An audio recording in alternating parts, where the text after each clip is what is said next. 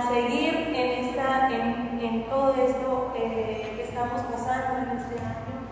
Así que nos unimos en un solo cuerpo y un solo espíritu, un solo cuerpo y un solo espíritu, unidos en oración por nuestro hermano, extendemos nuestra mano hacia él y le pedimos al Señor que derrame sus gracias y derrame sus dones y derrame sus palabras para que nosotros podamos escuchar lo que necesitemos en esta mañana y para nuestra vida. Te pedimos, Señor, en esta mañana, te agradecemos infinitamente tu amor y tu misericordia, que nos has elegido solo unos cuantos para estar aquí.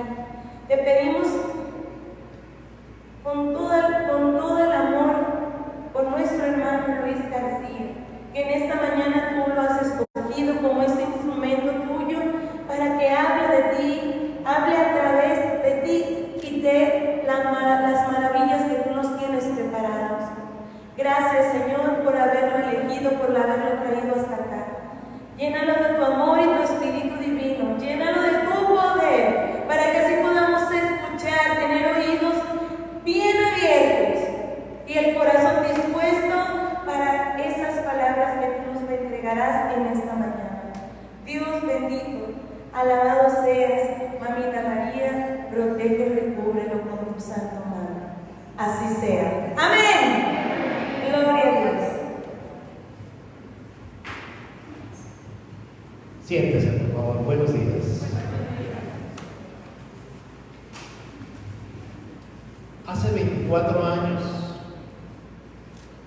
yo estuve en el primer congreso. Estaba, creo que fue en el ICO, ¿no? Ayer en los congresos, y durante 24 años he estado viniendo regularmente, me hacen el favor de invitarme.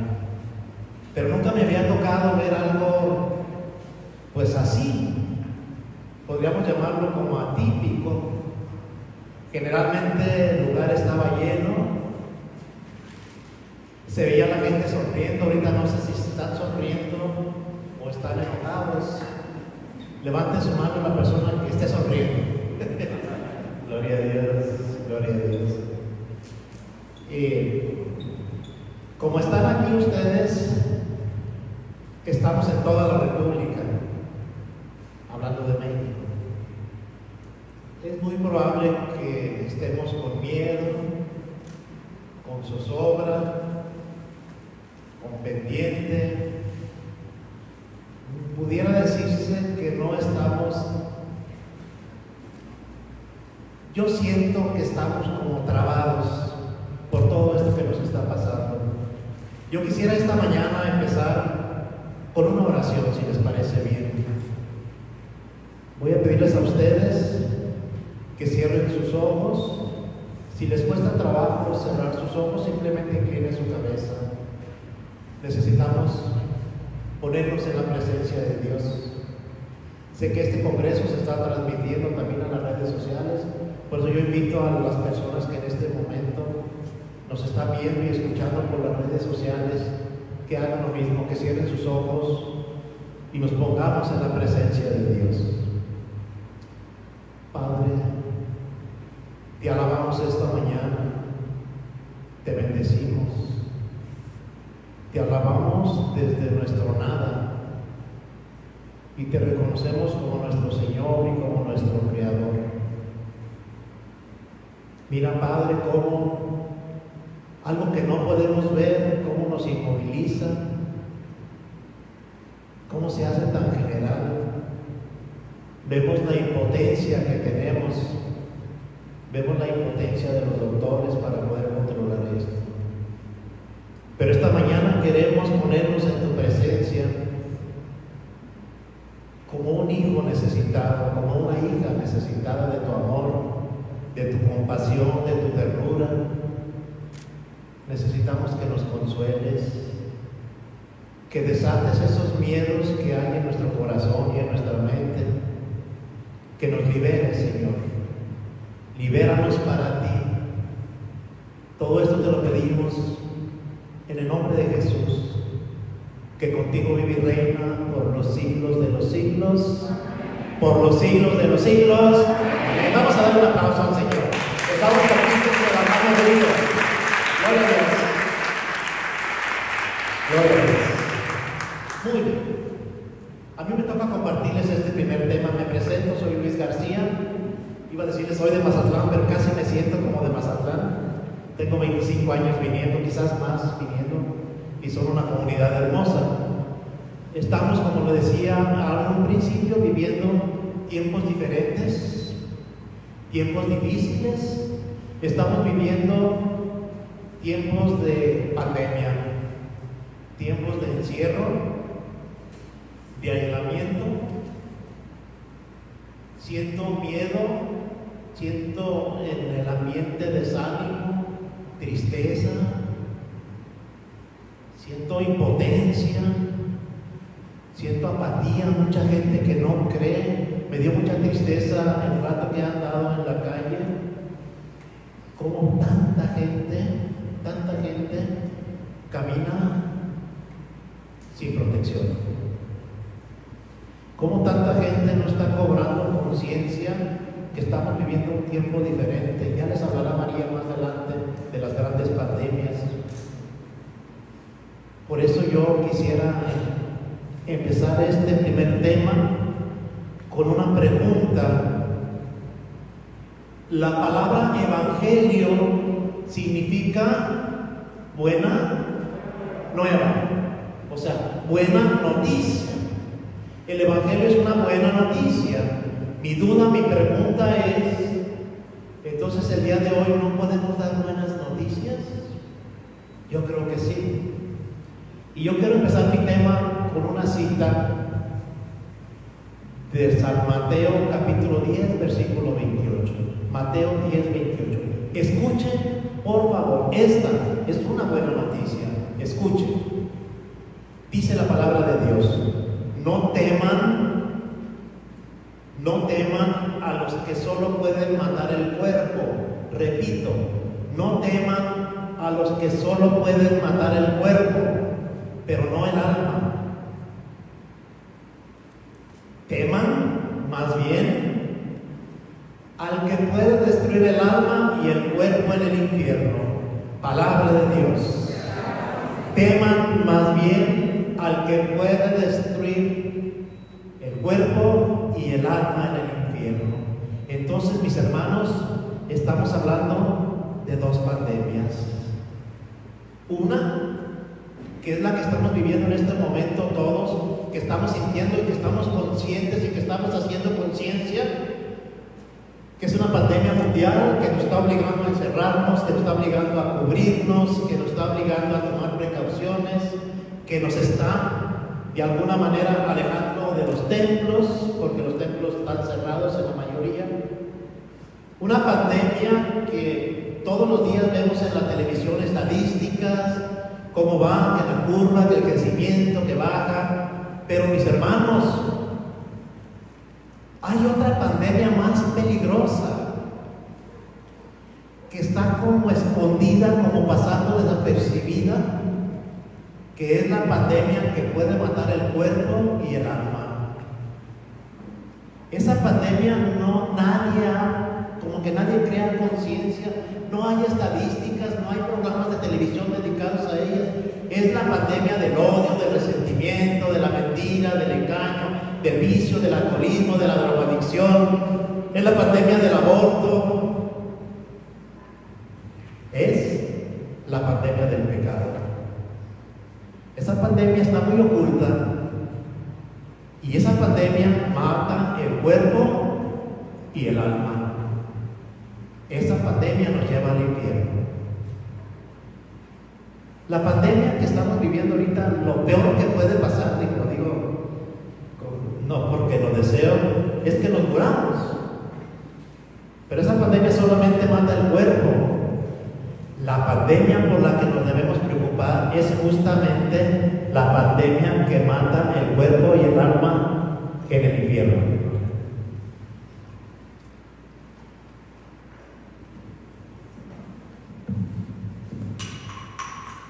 Escuchen, esta pandemia nos la mencionan en Gálatas 5:19.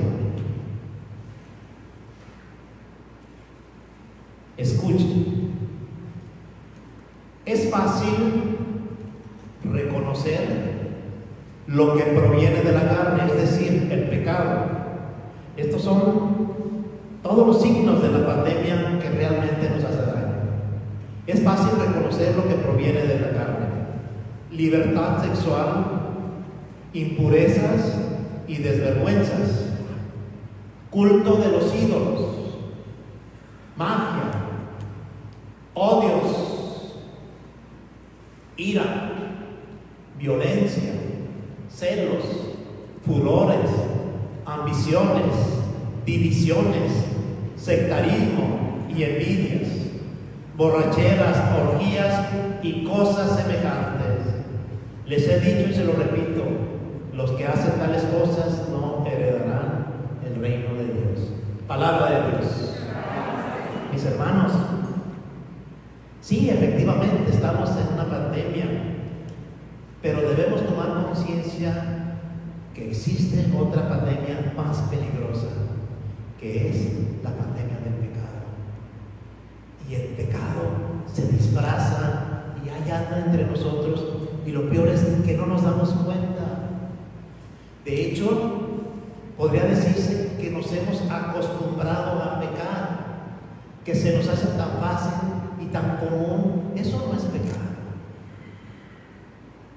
Hay un término que a mí me llama mucho la atención y que todos lo hemos usado. Yo incluso, quizás ayer lo usé, que se llama mentiras piadosas. ¿Sí han escuchado? ¿Ustedes creen que las mentiras piadosas sean pecado? ¿Sí? Pues yo no sé. Pero yo escuché una plática de hace algunos años.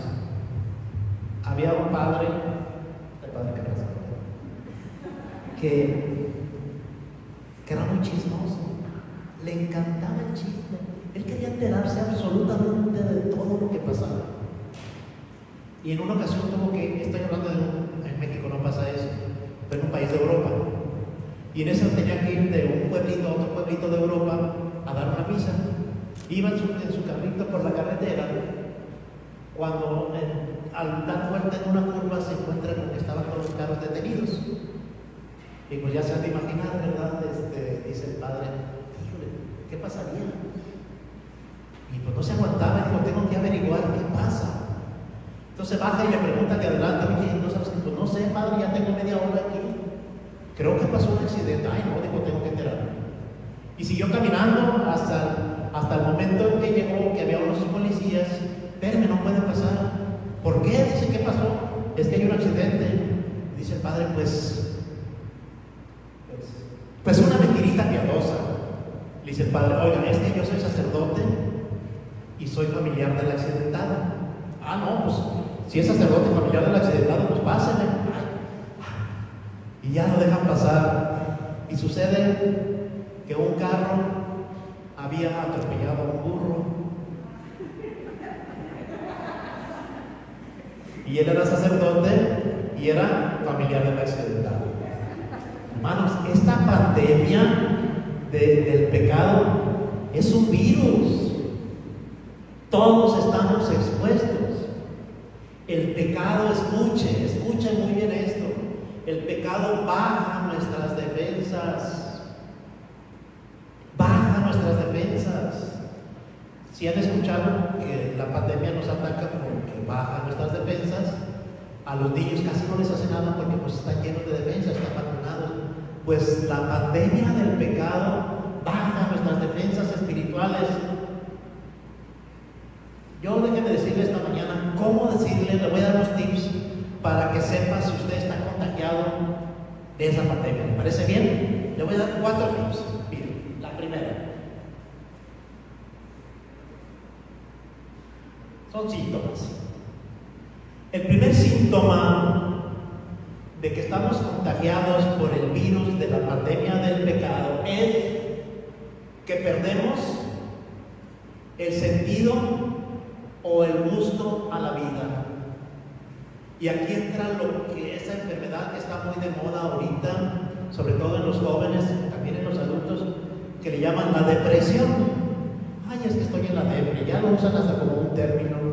Es que estoy en la depresión, estoy deprimido. Yo conozco gente que ha estado deprimido, encerrado en su cuarto hasta un año. nuestro sentido por la vida y nuestro gusto baja mucho, porque las consecuencias de la falta de oración, de la falta de espiritualidad, son que nos empezamos a enfermar. Y las consecuencias del pecado, y esto lo pueden comprobar con científicos, casi siempre la consecuencia de una enfermedad, la raíz de una enfermedad, tiene una raíz de pecado.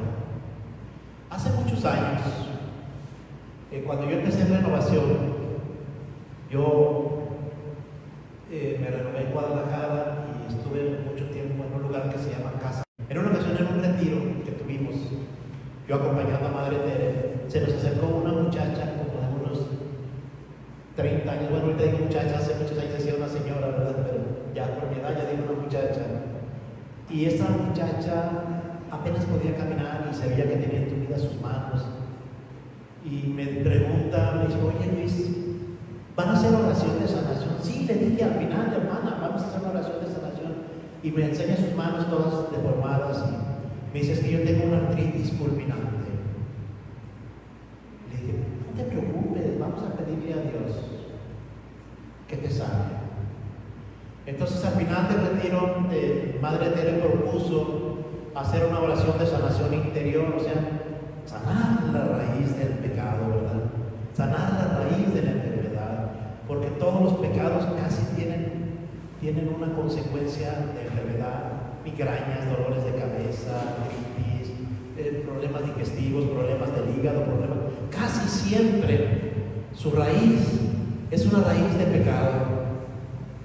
Entonces empezamos la oración. Es una oración que se llama, que nosotros le hacíamos como sanación de recuerdos, y se empieza a recorrer una vida hipotética desde que fuiste engendrada en el vientre de tu madre. A lo mejor no fue un acto de amor. Desde ahí puede venir la raíz del pecado.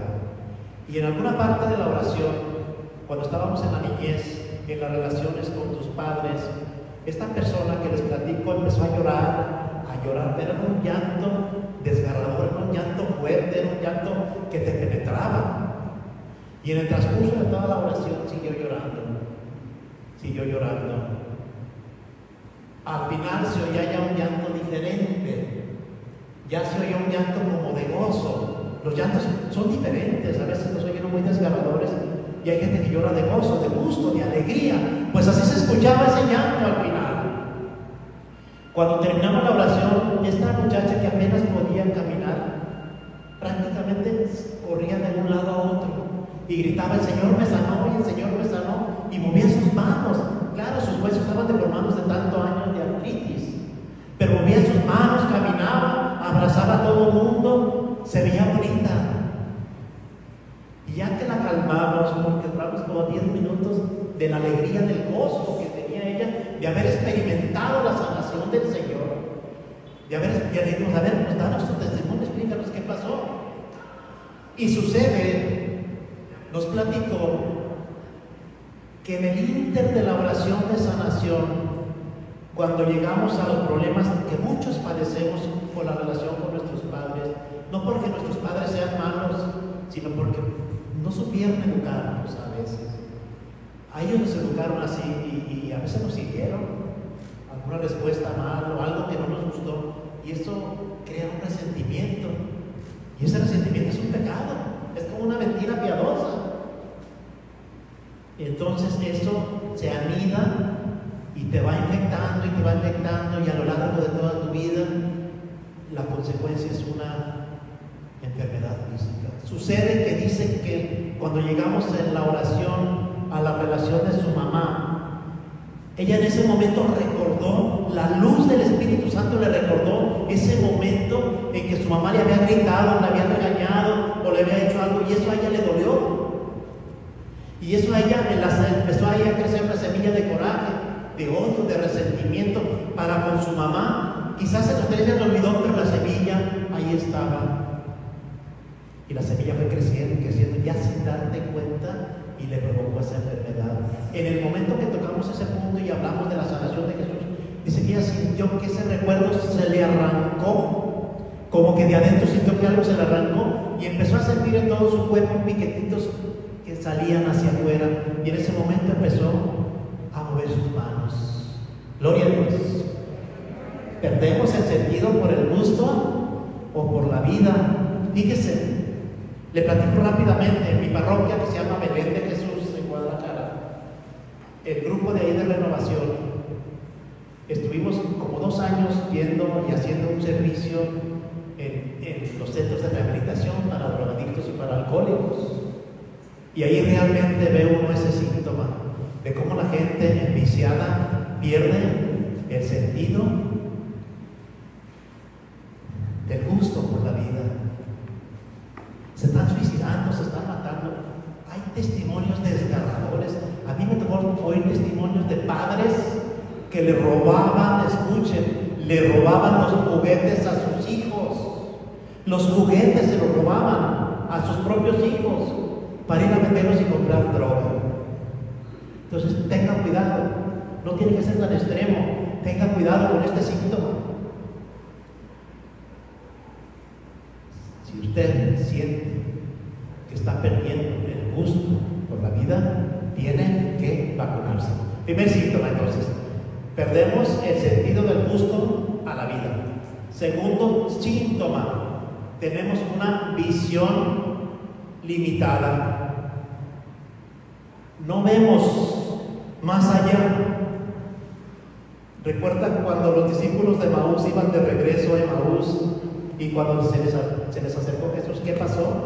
Dice la palabra de Dios que no lo reconocieron. ¿Por qué? Porque estaban infectados con el vicio, con el pecado de la falta de fe.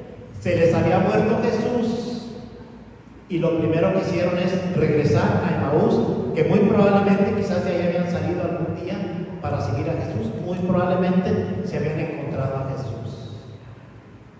Muy probablemente ellos eran de los 72 discípulos que un día Jesús mandó a predicar y a que sanaran a los enfermos y expulsaran a los demonios, y regresaron felices. Señor, los demonios se nos sometían. Muy probablemente en cuanto Jesús se les muere, escuchen, esto es muy importante, en cuanto Jesús se les muere, lo primero que hacen es regresar a donde habían salido, o sea, regresar a la vida de antes. Si tú y yo en algún momento de nuestra vida nos encontramos a Jesús y dejamos al hombre viejo, no podemos dejar ni permitir que Jesús se nos muera. Claro que eso no es posible, pero es un sentido figurado, que nos apartemos de Jesús. Porque el primer síntoma es regresar a la vida de antes. Debemos tener mucho cuidado con eso. Miren, necesitamos regresar a la oración. Necesitamos ver que nuestra visión sea como la visión de Dios. Déjenme platicarle, mi esposa y yo tenemos en este movimiento poco más de 30 años, como unos 35 años. Nosotros conocimos al Señor en una asamblea de oración. No sabíamos qué era una asamblea de oración, no teníamos idea. Y lo conocimos el día que habíamos tomado la decisión de divorciarnos. Cuando tomamos la decisión de que mejor era divorciarnos, que no podíamos convivir, que ella pensaba que yo era malo, yo pensaba que ella no era tan buena, yo pensaba que me había equivocado, ella pensaba que se había equivocado, y tomamos la decisión de divorciarnos. Y curiosamente nosotros vivíamos como a 3 cuadras de Casa Cornelio. Casa Cornelio es la casa de la renovación en Guadalajara. Todos los días pasábamos por ahí. Todos los días pasábamos 1, 2, 3 o 4 veces por ahí. De hecho hay un tope afuera. Tenías que pararte a fuerza, volteabas y veías Casa Cornelio. Entonces el día que tomamos la decisión de divorciarnos, mi esposa pasó por ahí y vio Casa Cornelio y no sabe por qué. Se bajó y se metió. Como que su visión empezó a crecer un poco, y lo primero que le llamó la atención fue un letrero que decía Asamblea de oración para matrimonios, martes 7 de la noche. Adivine qué día era ese. Era martes, ya se los había platicado, ¿verdad? Era martes. Entonces ella, como se sentía muy herida, se quiso vengar. Su plan era vengarse, era desquitarse. Su visión le alcanzaba nada más para vengarse. Como muchos de nosotros nos alcanza esa visión limitada cuando estamos infectados por el virus del pecado. Su visión era: quiero hacerle daño a mi esposo. Imagínense, yo tan guapo y todo, y acá hacerle daño. Bueno, cada quien. Su visión era hacerme daño.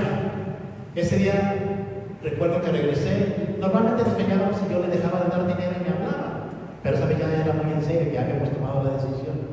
Me dijo: te voy a dar una oportunidad. ¿Cuál oportunidad? Le dije: ¿de qué? Pues que habíamos ese lugar que se llama Casa Cornelio. ¿Qué no es de los aleluyos? No, es católico. Me dijo porque vio una imagen de la Virgen de Guadalupe también. Entonces yo dije: pues vamos. Mi visión, limitada porque estaba en el pecado, era ir, contentarla y que luego todo siguiera igual. Esa era mi visión. La visión de mi esposa era vengarse. Mi visión era contentarla y que todo siguiera igual. La visión de Dios era muy diferente. Dios tenía otro plan para nosotros. Llegamos a la famosa asamblea de oración.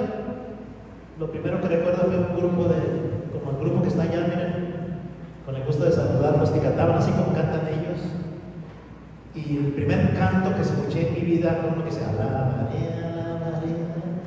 Y yo estaba sentado y me paré con mis manos adentro de las bolsas y vi que todos empezaron a levantar las manos. Y yo dije: qué ridículos se ven. La verdad, se veían bien ridículos. Dije: no les dará vergüenza. Y cuando volteo veo a mi esposa, ahí estaba mi esposa haciendo el ridículo. Y luego escucho que el que estaba animando la asamblea dice: cierren sus ojos. Y yo dije: pues seguramente dicen que cierren sus ojos para que no les dé vergüenza ver el ridículo que están haciendo. Y volteo a ver a mi esposa y mi esposa haciendo el ridículo, pero ya con los ojos cerrados. Y luego escucho que dice, dije yo: pues voy a cerrar los ojos, acabo, ¿qué puede pasar? Cerré mis ojos y me puse a hacer el ridículo ahí con todos. Y luego escucho que el que estaba animando la asamblea dice: abra sus ojos. Y pues yo dije: voy a abrir mis ojos, acabo, ¿qué puede pasar? Escuche esto.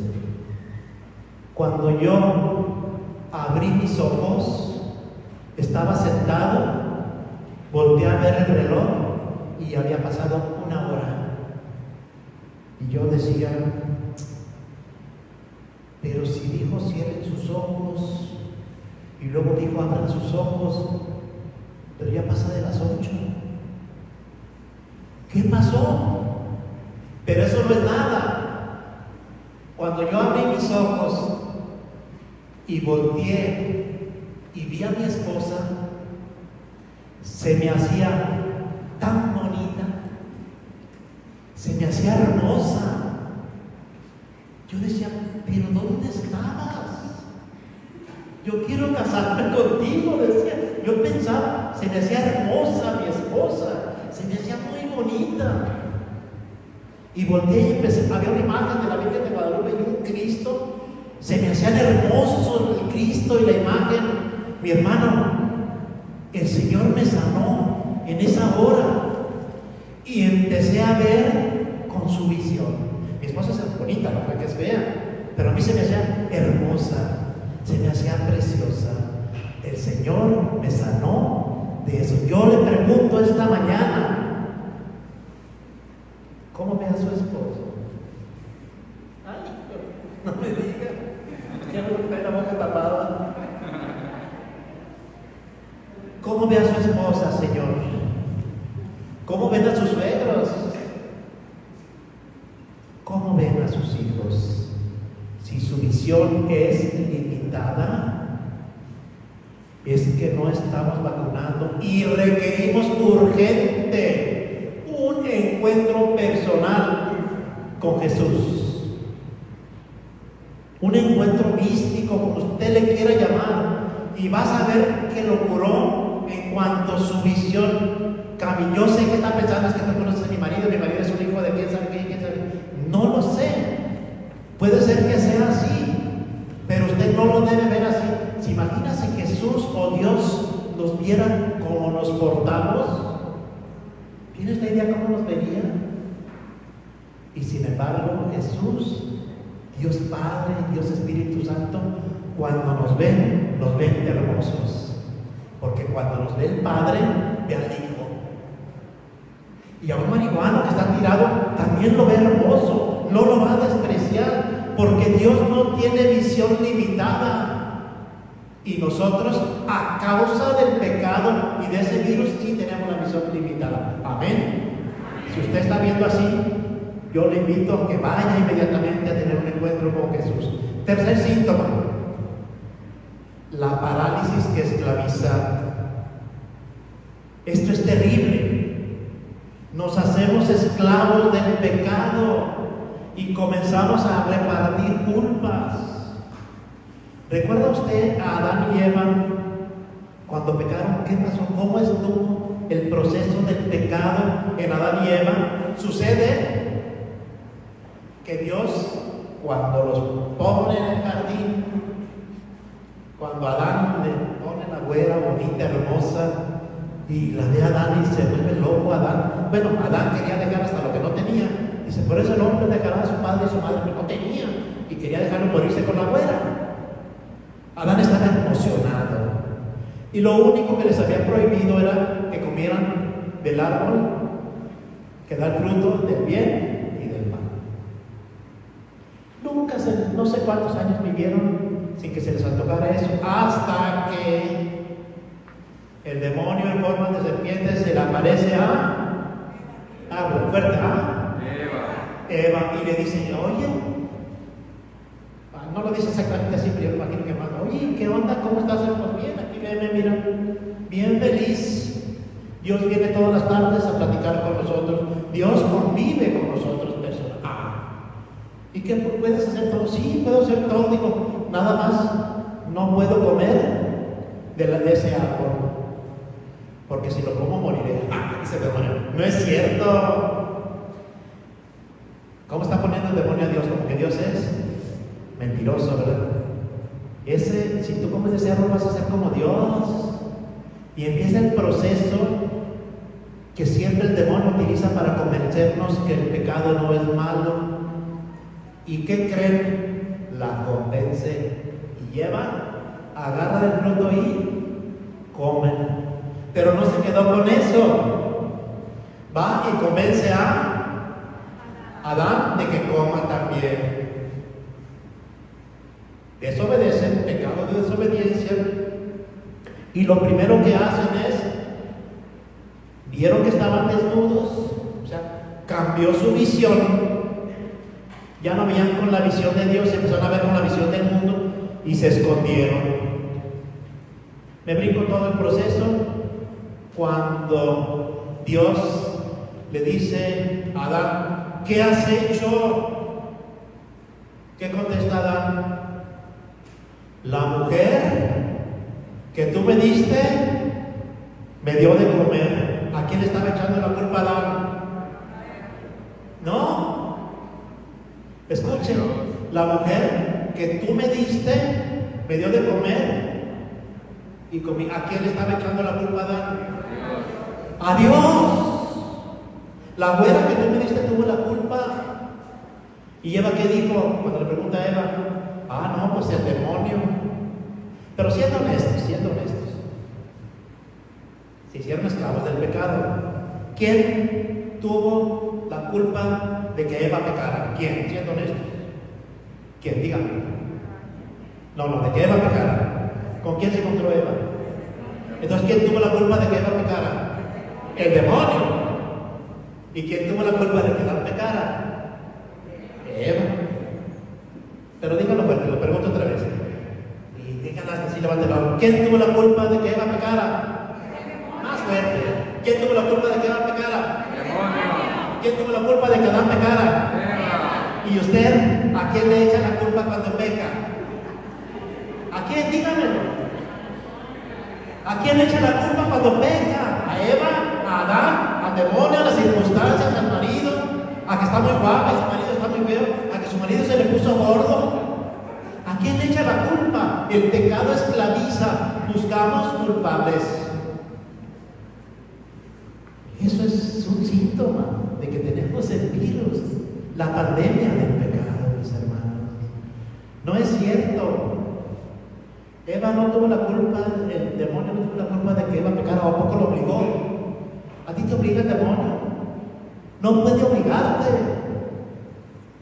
Ni tampoco tuvo la culpa Eva de que Adán pecara. ¿Por acaso lo obligó? Lo agarró, le torció el brazo y le retacó la manzana a huesos en la boca y le dijo: si no masticas, hay huelga de piernas cruzadas. No. El problema, mis hermanos, es que no, escuchen, no asumimos nuestras responsabilidades. Tan sencillo. Es increíble. Ahorita pues es difícil, pero yo en mi parroquia hay una capilla del Santísimo, donde está expuesto el Santísimo 24 horas al día.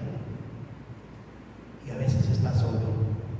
Y se encuentra uno a hermanos, hermanas, afuera en los pasillos del templo quejándose. Ay, es que me está pasando. Oiga, pues ahí está el Santísimo. Vaya y platíquele a él. El Santísimo solo y afuera. Una ocasión, allá en mi parroquia, llegó una hermana de la comunidad de renovación. Y llega y me dice: ay, Luis, vengo muy enojada. ¿Por qué, mi hermana? ¿Qué te pasó? ¿Qué crees? Acabo de ir a que me leyeran las cartas. Digo: ¿las cartas cuáles? ¿Las cartas de San Pablo a los Corintios? ¿O las cartas de San Pablo? No, me dijo, las otras cartas. Ah, le dije: ¿y cuánto te cobraron? Me cobraron 500 pesos. Yo dije: pues qué pentonta, ¿verdad?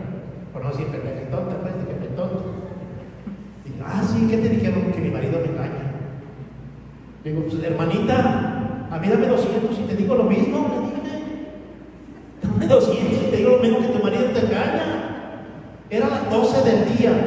La señora iba con tubos, y ya casi no se usan, y con una bata y con unas chanclas. Digo: así a cualquiera le engaña. Arréglese, póngase bella. ¿Cuánto hace que no le sonríen a su esposo? Señor, ¿cuánto hace que no le sonríe? ¿Usted es casado? ¿Cuánto hace que no le sonríe a su esposa? Espero que le haya sonreído. ¿Esta es su esposa? Dígame. Bendito sea Dios. Bendito sea Dios. El pecado esclaviza. Amén. Vamos rápido porque ya se me está acabando el tiempo. Y entonces quedamos que el primer síntoma era que perdemos el sentido del gusto a la vida. El segundo síntoma, que tenemos una visión limitada. El tercer síntoma es que esclaviza el pecado, nos paraliza. Y el cuarto síntoma es el desaliento espiritual. Esto es terrible. Esto es exactamente lo que le pasó a los discípulos de Maús cuando Jesús se les murió, cuando se infectaron del virus del pecado. Y el pecado de los discípulos de Maús fue la falta de fe, no haberle creído a Jesús. Narra el relato de los discípulos que iban de regreso, tristes, cariacontecidos, dice una versión, o sea, con la cara negra de coraje, discutiendo. Fíjese bien, iban de regreso, tristes, discutiendo, ciegos y sin fe. Ay, joder. ¿Algo más? Tristes, de regreso, discutiendo, ciegos y sin fe. ¿Por qué? Porque se dejaron infectar del virus del pecado, desaliento espiritual. Y eso es muy común, y cuidado, ahorita en esta pandemia, eso es muy común. Tenga cuidado, desaliento espiritual.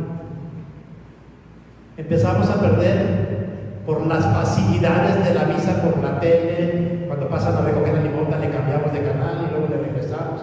No es cierto, es broma. Pero eso es muy común ahorita, el desaliento espiritual. Perdemos el sentido de orar. el sentido de la misa, el sentido del perdón, de la oración, de la palabra de Dios, cuando debería ser al revés. Tenga mucho cuidado con ese síntoma, es terrible, el desaliento espiritual. Recuerden ustedes lo que les pasó a los discípulos en cuanto Jesús muere. ¿Qué hicieron? ¿Hicieron una fiesta o qué hicieron? Se encerraron, se llenaron de miedo, se llenaron de desaliento espiritual, porque el maestro se les había muerto, se les olvidó que había dicho que iba a resucitar al tercer día, que no se alejaran de Jerusalén, porque iba enviando sobre ellos la promesa del Espíritu Santo. Sin embargo, se encerraron temerosos. La ventaja, dice el Evangelio, dice el Hechos de los Apóstoles, que entre ellos, entre esos que se encerraron, se encontraba alguien, María. Dice, los hermanos eran tantos y estaban en compañía de María. María animándolos: mírese mi hermano, no, Él nos prometió el Espíritu Santo, vamos a orar. El desaliento espiritual es un virus, un síntoma que está pegando muy duro en este tiempo. Entonces, ¿cómo vamos a evangelizar en tiempo de pandemia? Me voy rápido. Quizás en el segundo tema profundice un poco en esto. La iglesia tiene y está regresando a la iglesia doméstica. Escuchen, cuando más ha crecido la iglesia, curiosamente ha sido cuando ha sido perseguida. Ahorita es una persecución religiosa por la pandemia, porque nos está apartando de los templos, de los lugares del culto, nos está apartando de la comunicación, de la sonrisa, que ya no podemos, yo no veo su sonrisa en ustedes. Entonces es momento de regresar a los orígenes de la iglesia. La iglesia en sus principios inició como una iglesia doméstica. Dice que frecuentaban a diario el templo, pero servían las casas. Había 40, 50 gentes compartían el pan. Necesitamos regresar a nuestros principios. En la guerra cristera aquí en México, no digo que nos acordemos, pero lo tenemos muy reciente y en la historia, cuando la gran persecución religiosa cerraron todos los templos, el culto seguía, los sacramentos seguían, todo lo hacían en las casas. Los sacerdotes del pueblo se enteraban que iba a haber un sacerdote y en la casa de don fulano iban, y ahí casaban, confirmaban. Y fue curiosamente cuando la iglesia ha crecido más. Yo soy de un lugar de Jalisco, que esa región, yo soy de los Altos de Jalisco, no de estatura, sino de territorio, y esas tierras están bañadas todas con sangre de mártires de la Revolución Cristera. Hay muchos mártires ahí, hay muchas leyendas, hay muchas historias. El niño que acaban de, no sé si de santificar o canonizar, el niño de, ¿cómo se llama? ¿San qué? ¿San qué? San José Sánchez del Río. O sea, cuando la iglesia es perseguida, se recurre a la iglesia doméstica. Pero escuchen, con esto termino mi tema, creo que me quedan 3 minutos, ¿verdad? Bien, fíjese bien.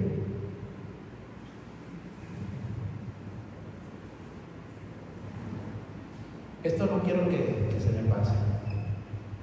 Escuchen lo que voy a decir. En tiempos de Jesús, los judíos tenían que peregrinar al templo de Jerusalén para acercarse a Dios.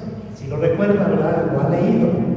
En tiempos de Jesús, de hecho, cuando Jesús cumplió 12 años, nos narra la palabra de Dios que José y María, sus padres, fueron y llevaron al niño por primera vez al templo. Entonces, para encontrarse con Dios, los judíos tenían que peregrinar hasta el templo de Jerusalén. Era el único lugar donde se suponía te podías encontrar con Dios. ¿De acuerdo? En cambio, Jesús con su encarnación, hace que Dios se acerque a nosotros. Por esa razón funcionan las iglesias domésticas, porque si fuéramos en el tiempo de los judíos tendríamos que ir a algún templo para adorar a Dios, pero no. Jesús se encarna para hacerse como nosotros, y más que nada es Dios acercándose a nosotros. O si no, dígame usted, Jesús hace que Dios se acerque a nosotros. Dígame usted, ¿cuánta gente no vemos ahorita, hombres y mujeres, que como Jesús, fíjense bien, siguen llevando esperanza a los hospitales, a los enfermos, a las casas? Es un Jesús que se humaniza para llegar a nuestra casa. Ejerzamos, mis hermanos, por favor, ejerzamos cuando nosotros estamos bautizados, pasamos a ser sacerdotes, profetas y reyes. Ejerzamos nuestro sacerdocio en nuestra casa, que sea una iglesia doméstica. Llevemos a Jesús a nuestra esposa, a nuestro esposo, a nuestros hijos, en nuestra persona. Amén. La iglesia doméstica es lo que debemos hacer ahorita. Y recuerden, muchos no pueden comulgar ahorita, pero yo déjeme decirle algo. A Dios, nada, absolutamente nada lo contiene. Nada, el sagrario no lo puede contener. Él todo lo abarca. Y una comunión espiritual está válida como una comunión. Dios nada lo contiene. Escuchen, una vez, termino, son 2 minutos nada más. En una ocasión estaba yo en mi parroquia en Belén de Jesús. Se acababa de terminar la misa y llegó María de la Defensa, la que va a predicar al ratito. Llegó como loca, de las carreras, pobrecita, quiero comulgar, espérate, cálmate, ¿qué te pasó? No, es que me van a hacer ahorita un estudio porque tengo algo en la cabeza. Yo le dije, no, más bien no tienes nada, nos bromeamos mucho. No, sí tengo algo en la cabeza y me van a hacer un estudio ahorita, es una tomografía, yo no resisto, no puedo estar en paz y quiero comulgar. Y ya se acabó la misa. Y en eso iba saliendo el padre Miguel y le dijo, padre, ¿me puedes dar la comunión del amigo de nosotros? Dijo, no puedo, María. Tengo 2 reuniones, tengo una reunión con los monaguillos, otra reunión con no sé quién. Y le dije, vamos aquí al Santísimo, nos hincamos ahí. Y yo recuerdo más o menos que mi oración fue exactamente como lo estoy diciendo ahorita. Le dije, Señor, a ti nada te contiene, nada te puede detener. Tú estás en el sagrario, pero te pide el rey, ¿verdad?, que salgas. María te necesita recibirte. ¿Por qué? No lo sé, pero ella me acaba de manifestar que necesita recibirte. No te puede contener el sagrario. Estábamos en eso cuando somos cerrados, cuando ella sintió que le hicieron así, yo también, y volteamos y era el padre Miguel, y me dijo, ¿quieres comulgar? Sí, le dijo. Abrió el sagrario, agarró una hostia y comulgó. Dice María que ella cuando comulgó sintió como que algo le tronó dentro de la cabeza. Efectivamente tenía un tumor del tamaño de una pelota de golf, al grado que se le olvidaban las cosas. Le hicieron su tomografía, le llegó el resultado al doctor, le dijo, mira, aquí hay un hueco, ahí había algo y no tienes nada. Gloria a Dios. Mis hermanos, nadie puede contener a Jesús, llévelo a su casa, amén. Vamos a ponernos de pie y a darle un aplauso a Jesús. Y pedirle